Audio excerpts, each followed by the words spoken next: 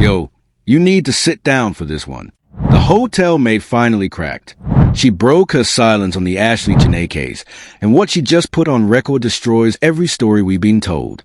We're talking 15 minutes that changed everything. A locked door, lights OFF, and a wardrobe that should not be holding what they say it was holding. The U.S. Embassy just snatched this autopsy out of Tanzania's hands, and somebody's fiancé is sitting in a cell sweating bullets right now. And Joe McCann really thought this story was gonna fly? Bro picked the wrong island to test that theory. Before we get into it, subscribe, don't miss it. Nah? Alright, pull up, because I'm not about to waste your time with fluff. So here's a skeleton, real quick. Ashley Robinson, Ashlee Jene to y'all who watched her go viral, was found unresponsive in Villa 25 at the Z Zanzibar Hotel on Nungwi Beach, allegedly hanging from a wardrobe by a nightgown belt. Date, night of April 8, 2026. Hospital declared her gone April 9th. Her 45-year-old fiancé Joseph Isaac McCann was already in a separate Hut 65, a 10-minute walk away, after hotel management split them up over a fight loud enough that Villa 24 next door called the front desk. Joe really thought a 10-minute walk was an alibi. Brew, that's not how cameras work. Let's stop and really marinate on the setup for a second. Z Zanzibar is not some backpacker spot. It's a 5-star luxury resort on Kendwa Beach with only 56 suites and villas dotted through private gardens, with its own 300-meter west-facing private beach that's tide-free all day. We're talking the kind of place where a villa runs you serious money per night, with private infinity pools, indoor bathtubs, and spice gardens out back. Design hotels listed as luxuriously appointed with exclusive villas. This was the creme of the creme. A birthday engagement celebration trip. And somehow, in the middle of this paradise, in the very villa that was supposed to be their love nest, Ashley's life ended. That's the contradiction this whole case is built on, and we're about to pull on every thread. Ashley wasn't just a random traveler. She was a 31-year-old Miami-based lifestyle influencer and model with a loyal following who went to Tanzania specifically to celebrate her 31st birthday and her fresh engagement to Joe McCann. She was captured in content, drone shots on the beach, sunset reels, you know the aesthetic, soft life energy, curated perfection. The couple had been in Zanzibar since April 4th. They were scheduled to fly home April 10th. 5 days of dream vacation. And somewhere in the final 48-hour stretch, the wheels came completely off. Now let's get to the receipts that just blew this case wide open. Primary receipts. Alright, let me walk you all through the quotes, one by one, in the exact order they dropped. Because once you stack them up, the picture gets real ugly. I'm not exaggerating when I say this stack of receipts is the kind of stack that makes defense attorneys lose sleep. First receipt. The Tanzania police force put out an official Facebook statement on April 14th, and I quote, McCann continues to be questioned by the police force and his travel document has been withheld. That same statement said the deaths were related to a fight so severe the hotel staff moved McCann to a separate room for their safety. Read that again. For their safety. Plural. That's the government of Tanzania telling you this couple was at war. When I read that line, I had to do a double take. The police used the word safety. That's not a misunderstanding. That's not corporate CYA language. That's a red flag emergency. In hospitality, safety is a word you use when a situation has already crossed from argument to potential physical harm. Hotels don't split couples apart over raised voices. They split couples when somebody on the ground, a front desk clerk, a security guard, a manager, believes the next sound they hear might be silence instead of shouting. Second receipt.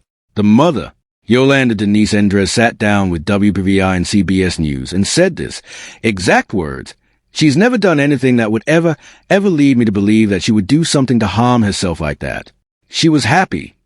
When I heard Mama Endres say that, with the tears still in her throat, I felt that. This wasn't a vague she seemed fine. She said never. Not once. Not as a teenager. Not as an adult. Never. And let me tell you something about mamas. Mamas know. A mother who raised that girl from scraped knees to Instagram verification can read her daughter's face through a pixelated video call. When Yolanda says never, she's not guessing. She's testifying. Third receipt, and this is the one that's keeping Joe in that interrogation chair. Yolanda told CBS News, Quote, I asked him when it happened and where it happened, and he told me that something had occurred 11 hours prior to when he was reaching out to me. 11 hours? Bro said, what? You watched your fiancé get cut down, watched her go to a hospital, and you waited 11 hours to call her mother? That's the dumbest flex of innocence I've ever heard. Nah, you can't say that and expect anybody to take you seriously. In the timeline of a crisis, 11 hours is an entire workday. You can fly from Zanzibar to Nairobi, eat lunch, and fly back in 11 hours. You can fabricate paperwork, align your story with a witness, rehearse a statement, and go full corporate PR defense mode in 11 hours. And the BBC backed up that exact number. The family heard from McCann 11 hours after the incident, and not with a lot of detail. Fourth receipt. Harry Robinson, the daddy, told 6ABC straight up, there's cameras everywhere at a resort and that will match the timeline. Just do the investigation and let us know. When I heard Daddy Robinson say the cameras will match the timeline, I literally said, OH. Because that man is not asking for sympathy. He's begging for footage. He already knows the story Joe is telling doesn't add up to the timestamps. Think about that word choice. He didn't say, I hope they find out what happened. He said, match the timeline. That's forensic language from a grieving father who has done the math in his head and needs the world to do it with him. That's a dad who already ran the calculations before his daughter was even in the ground. Fifth receipt, and you'll sit with this one. According to the New York Post, McCann himself said he came back to check on her with a security guard and found her hanging from a door. Hold on. From a door? But the Tanzanian local outlet quoted the hotel maid saying the wardrobe. CBS reported a closet with a belt around her neck. 3 different surfaces in 3 different statements. A door, a wardrobe, a closet. Pick O-N-E. Joe, pick a story and stick to it. My man. That's where he lost the plot. You'll know how it goes. Real memory of trauma locks in one crisp visual. Fabricated memory of trauma morphs every time you retell it because the speaker is optimizing for whoever is listening. The door version sounds more accidental. The wardrobe version sounds more dramatic. The closet version sounds more private. 3 audiences, 3 versions, 1 guy. 6th receipt, the medical one. A local Tanzanian outlet pulled records from the facility she was admitted to. The immediate cause of death listed? Cerebral hypoxia due to strangulation and suffocation. Strangulation, not self-inflicted. Strangulation. The medical paperwork doesn't say how it happened, but it tells you the mechanism, and strangulation leaves the door wide open for somebody else's hands. And the Citizen, a Tanzanian outlet, reported that the matter was initially filed at Nungwi police station as a suspected suicide attempt rather than confirmed death, meaning the local paperwork itself evolved across hours, from attempt to death, while the circumstances stayed under question. Now that we got the quotes, let's connect the dots. Hidden timeline and context. Here's where it gets crazy, because the timing tells a story nobody is putting together. And once you see the pattern, you can't UNC it. That fight happened the night of Wednesday, April 8th, 2 days before they were due to fly home on April 10th. They had been at Z since April 4th. 5 days of dream vacation, and then the wheels come off in the final 48 hours. That's not a couple having a rough patch. That's a pressure cooker hitting boil at the exact moment they are about to leave the country. Joe really did this on the way to the airport? That's terrible timing. Brew. And think about it psychologically. The last 48 hours of vacation is when real conversations happen. The photos are shot. The content's in the can. The performance ends. And the conversation that was being postponed all week comes out. Whatever got said in that villa on April 8th was a conversation they'd both been dodging since April 4th. Now, that Villa 24 noise complaint came in before management physically moved Joe to Hut 65. Think about that ratio. They didn't move her. They moved him.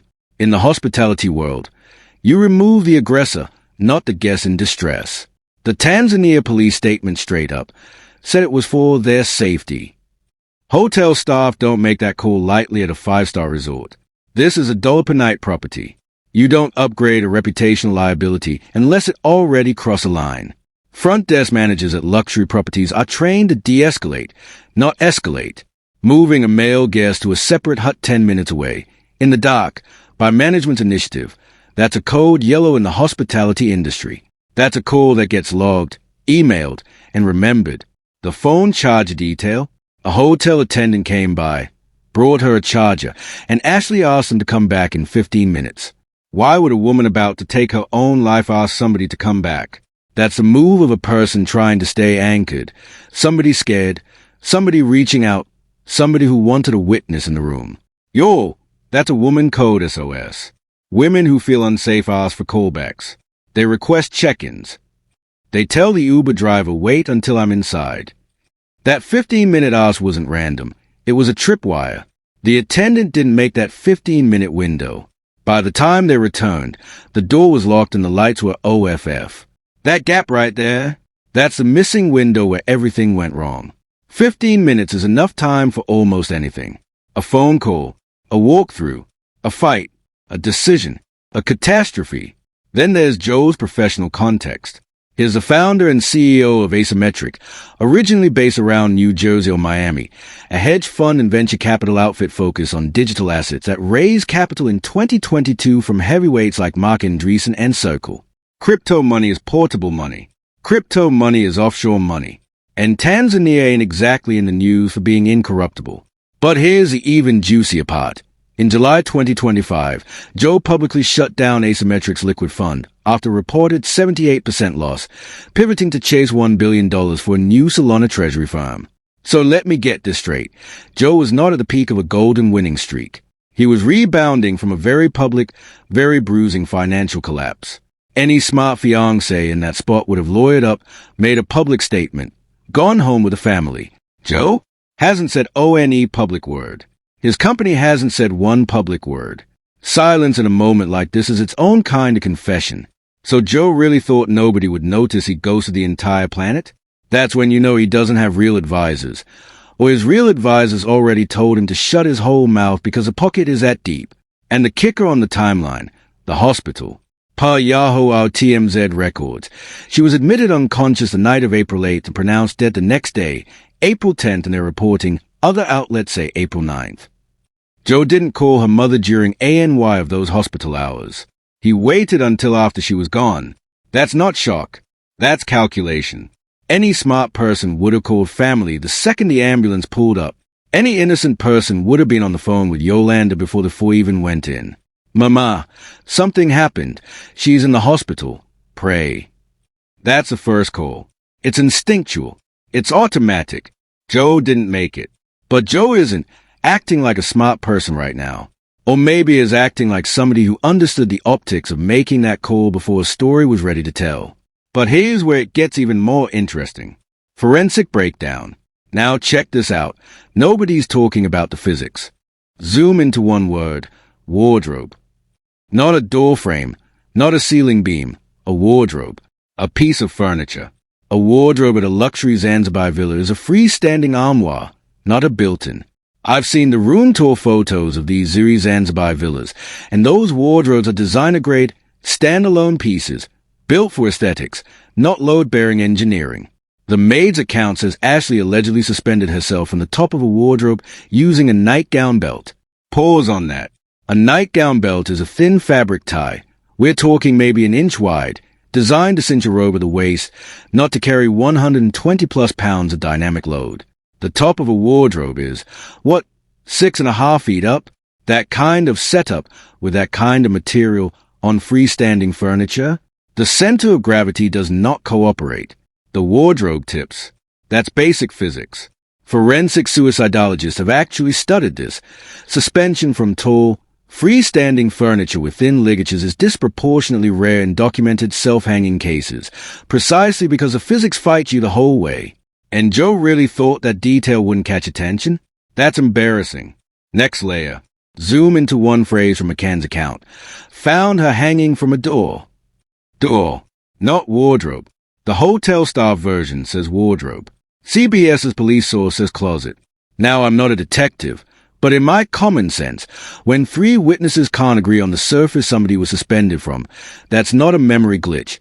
That's a story coordination problem. Real grief doesn't second-guess the geometry of the worst moment of your life. You remember exactly what you saw.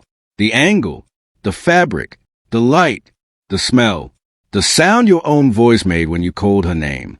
Trauma memory burns in high definition. Fabricated memory arrives in low resolution, and it morphs depending on the audience. Joe doesn't remember. Joe is selecting. There's a massive difference. Zoom in again. That single phrase from the medical record. Cerebral hypoxia due to strangulation and suffocation. The word that's doing all the heavy lifting there is strangulation. Self-suspension typically presents as asphyxiation by hanging, different ligature pattern, different bruising, different angle of compression on the neck. Forensic pathologists can tell the difference. Manual strangulation leaves fingertip-shaped contusions on the throat, tiny bruises the size of a thumb, often 4 on one side and 1 on the other. Ligature strangulation by another party leaves a horizontal mark, flat, even, all the way around. Self-hanging leaves an upward angled mark, an inverted V, higher at the point of suspension and lower at the opposite side. These 3 patterns are so distinctive that first-year forensic pathology students memorize them like the alphabet. The U.S. Embassy's coroner is going to look at that mark like a barcode reader. If Joe had half a brain, he would have known forensic experts read necks like crime scene QR codes. One more layer, the locked door. The attendant came back, found the door locked and the lights off. But here's what's wild. If Ashley was already losing consciousness from any kind of compression on her neck, she physically could not have walked over, locked the door, hit the lights, and gotten back into position. Cerebral hypoxia, which was literally listed as a cause of death, induces loss of consciousness within 8 to 15 seconds of meaningful blood flow restriction. That's the medical reality. You don't multitask during oxygen deprivation. You don't choreograph your own death with post-production set design. So either she did all that before somehow suspending herself in 15 minutes flat, or somebody else was in that room and walked out. There is no third option that makes sense. That's a problem with Joe's story. He doesn't read between the lines, but the lines are already screaming. Now let's see how the media covered this. Source cross-verification. Alright, let's talk media spin, because the framing across outlets tells you who's playing it safe and who's reading the room. CBS News framed it as a quote-unquote mysterious circumstances investigation, sticking to police statements and family interviews, neutral, careful, lawyer-approved. Their angle is we don't know yet. The BBC took an even more cautious posture, leaning hard on the original police framing of attempted to take her own life, and emphasizing that McCann is being questioned only as a witness with no arrests made. Remember those parental quotes? CBS gave them oxygen. The BBC kind of buried the lead. That's a tell. International outlets have to tiptoe around defamation and diplomatic optics. American outlets are freer to platform the family. The New York Post went the opposite direction. They led with explosive fight and question over death. That's tabloid heat. But the substance was actually the most damning, because they pulled the police for their safety detail to the front. Yahoo Entertainment, by way of TMZ, went even harder. They're the outlet that surfaced the cerebral hypoxia and strangulation language from the local Tanzanian records. That's a framing that put a real word, strangulation, into the public record. Fortune magazine, of all outlets, pulled the crypto angle into the headlines, laying out McCann's fund history and the 2025 liquid fund shutdown. When Fortune, a finance publication, is covering your vacation death, the story has crossed out of tabloid territory into corporate legal territory. The Washington Post covered it straight up AP style. Global News in Canada ran it. WYMT out of Kentucky localized it. This story is already international. Now the counter-narrative. Some Joe defenders online are saying, police already called it suicide. Case closed. You are reaching. Yeah, those are the same people who slept on Shanquella Robinson until the autopsy came back screaming the opposite of what Mexican officials originally claimed. Different country, eerily familiar pattern.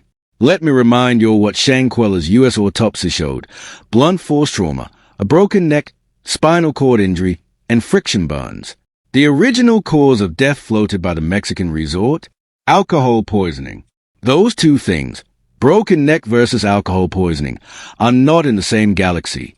Robinson family told ABC News and 6ABC the parents are flying to Tanzania themselves and are demanding the Zanzibar surveillance tapes. Here's why the case closed defense doesn't hold up. The State Department said it has no higher priority than the safety and security of Americans. Then they dispatched a coroner from Dar es Salaam to oversee the autopsy. That's the same U.S. embassy in Dar es Salaam that publishes protocol for the death of American citizens abroad, and that maintains a consular report of death infrastructure specifically to intervene when local findings are contested. The State Department doesn't fly experts halfway around the world for a case closed. The U.S. Embassy doesn't insert itself into a foreign forensic process unless it doesn't trust the original ruling. That action alone invalidates every it's already settled take floating on social media. Joe's supporters are reaching trying to defend that 11-hour silence with he was in shock. Nah, shock makes you call. Guilt makes you wait. The receipts don't lie. But here's what nobody is saying. The forbidden take. The mainstream story is young influencer dies tragically abroad, fiancé being questioned, autopsy pending. Clean, sanitized, wrapped up in a bow nobody has to feel uncomfortable about. Here's what they won't tell you. This case is the exact same playbook that killed Shanquella Robinson, and the industry covering high-profile women's death abroad has learned nothing in 3 years. I'm picking the historical pattern angle, because we've literally seen this movie before. Same continent-adjacent vacation. Same she did to herself official narrative. Same surviving male companion with a wobbly story. Same family screaming for surveillance footage that mysteriously takes weeks to surface. Shanquella's autopsy eventually came back with a broken neck and spinal cord injury, nothing matching the original alcohol poisoning claim. A Mexican medical examiner named René Adalberto Galvano Segura concluded Shanquella's cause of death was a broken neck and head injury. But the FBI declined federal charges. Mexico formally requested extradition. Nobody got extradited. Nobody got arrested. 3 years later, the family is still fighting for justice in state court. The pattern is, foreign authorities push a quick, tidy ruling that protects their tourism economy. Joe McCann is on the losing side of history if he thinks Tanzania is gonna play his game, because the world watched what happened with Shanquella and the whole internet has its receipts ready this time. Remember those bars from the 11-hour silence? That's the real signature of this pattern. In every case like this, Shanquella, Natalie Holloway, the long sad list, the surviving partner always has a window of unaccounted for time. They are not making suicide attempts. They are making phone calls, deciding what to say, building a story. Joe is playing checkers while federal coroner is playing chess. The difference between Shanquella's case and this one is a media ecosystem. In 2022, Shanquella's story broke when viral video leaked to social media after the family got the body back. This time, the social media engine activated while Joe was still in that interrogation chair. The receipts hit TikTok, Instagram, and X in real time. Crowd forensics. Crowd timeline reconstruction. Crowd lip reading of hotel staff interviews. Joe is not up against one family. He's up against a global audience that's been waiting for another Shanquella to show up because they are determined not to be late this time. That timeline we connected, it reveals an uglier pattern, domestic violence escalation in foreign jurisdictions. Academic research on Tanzania, including a published 2025 study, found that nearly half, 47.8%, of female youth in Tanzania have experienced intimate partner violence. Earlier large sample research of married and cohabiting women showed similarly high rates. Globally, the UN estimates 1 in 3 women will experience physical or sexual violence in her lifetime. That's not me dragging a country, that's peer-reviewed data and international data. The reason it matters is because local law enforcement, in ANY jurisdiction with those numbers, is structurally undertrained to recognize femicide markers. They see a fight plus a body and reach for suicide because that's a path of least bureaucratic resistance. Joe is a puppet of a system that wants his story to disappear, and the system is about to fail him because a U.S. embassy walked in the door. Here's the angle nobody on YouTube is saying out loud. This isn't just a couple trip gone wrong story. This is a test case. The Human Rights Association in Tanzania, chaired by Said Kassim Mohammed, has formally called on the government for an independent investigation and demanded the State Department engage directly with Tanzanian authorities. When a host country's OWN human rights organization is calling out its own government, that's not a domestic dispute anymore. That's diplomatic. We've seen this before with Shanquella, and back then the system moved too slow. This time, the embassy moved in hours. That's a cultural shift happening in real time. That's the system adjusting its own reflexes after getting publicly embarrassed in 2022 to 2023. And here's the most uncomfortable truth. Joe McCann's whole public posture, founder of a crypto firm, the engagement post, the engineered vacation of a lifetime content, that whole persona is manufactured, and it's falling apart. A man who is innocent, with resources, releases a statement through an attorney within 24 hours. A man with something to hide goes radio silent and lets his lawyers decide if and when to talk. We are into double-digit days of this story in asymmetric. His own company hasn't issued ONE word. That silence is rewriting his story for him, and the rewrite isn't kind. Meanwhile, SEC-facing financial professionals in crypto will tell you, you do not stay silent during a criminal investigation if you have a communications team worth a dime. Silence only makes sense when the legal risk of speaking is higher than the reputational risk of not speaking. Translation? His lawyers think he says something incriminating the second he opens his mouth. 5 years from now, people will look back at this case as a moment social media stopped accepting tragic vacation accident as a default narrative for influencer deaths abroad. We're in a new era. The community is mobilized. The autopsy is supervised by U.S. doctors. The parents are flying in. The receipts are getting Google indexed in real time. Joe is watching the culture move on without him being given the benefit of the doubt, and there's nothing his lawyers can do about it. And that's the truth they won't tell you. So what happens next? Future forecast. Scenario 1. Here's what's most likely to happen next. The U.S. Embassy coroner is gonna submit findings that contradict the original suicide framing, likely supporting the Tanzanian local outlet's record of cerebral hypoxia from strangulation. When that report drops, Tanzania is gonna face a choice. Either upgrade Joe's status from witness to person of interest or hand jurisdiction over to American authorities. Mark my words. When that happens, McCann is gonna look desperate scrambling to retroactively explain why he stayed silent for 11 hours. The silence is gonna hurt Joe more than any single piece of evidence, because juries and the court of public opinion remember the gap, not the alibi. Remember, Shankweller's family had to wait months for the autopsy that flipped the narrative. This time, with the embassy already on site, the flip could come in weeks, not months. And the moment those findings cross the State Department's desk, the diplomatic choreography starts. A formal extradition conversation, a request for travel document releases, possibly an Interpol red notice if the status escalates. That's the machinery, and Joe doesn't control a single gear of it. Scenario 2, alternative path. Now if the autopsy comes back inconclusive, and that's a real possibility because hospital intervention can muddy ligature evidence, Joe still doesn't escape. Why? Because the parents are about to land in Zanzibar with their own private investigators and pressure the Z Zanzibar hotel to release surveillance footage. When that footage drops, and it will drop because the family already raised tens of thousands on GoFundMe and they are not stopping there, every minute Joe spent walking between Hut 65 and Villa 25 is gonna be on a timeline. Joe is not ready for what's coming if those tapes show him near that villa during the 15-minute window. We saw what the Shankweller video did to public opinion when it leaked. It turned a closed case into an international outrage cycle overnight. Imagine what 4K resort surveillance, with time-stamped, multiple angles, and a security guard bodycam style escort, does when it hits Twitter. It rewrites the legal landscape in 24 hours. Hotels at Z's price point have layered camera systems, pathways, lobby, restaurant approach, beachfront, parking. That's not a couple of grainy 480p clips. That's a forensic mosaic. Scenario 3, wildcard outcome. And here's the dark horse. Tanzania could try to do what Mexico did with Shankwella, issue a ruling, decline to prosecute, and quietly let Joe leave the country. If that happens, the case migrates jurisdictionally back to U.S. soil, where the family can pursue a wrongful death civil suit, the same legal lane Shankwella's family is currently fighting in state court 3 years later. Civil court has a lower burden of proof than criminal court, preponderance of evidence versus beyond reasonable doubt. Translation? Even if Joe walks on criminal, he can absolutely be held civilly liable. And that's where the crypto fund context gets spicy.